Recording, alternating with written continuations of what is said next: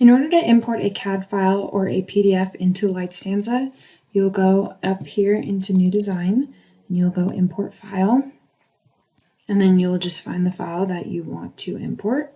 I am using a PDF, for instance, but the process is exactly the same for a CAD and PDF.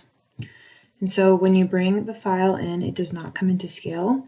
And so what you want to do is you can right-click on the image, measure and scale.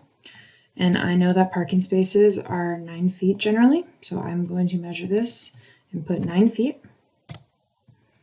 And from here, what you'll want to do is you can place your illuminance grid. And then you can start placing fixtures.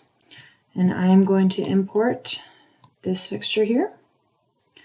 And for a parking lot, your fixtures are probably more likely to be about 15 to 20 feet in the air. And so I'm going to mount these at 15 feet.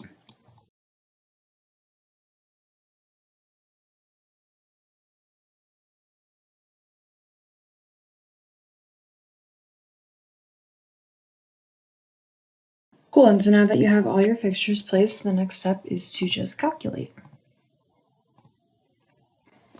Now you can see your completed calculation. The colors note the scale down here. So you're roughly around probably like 5-foot candles max.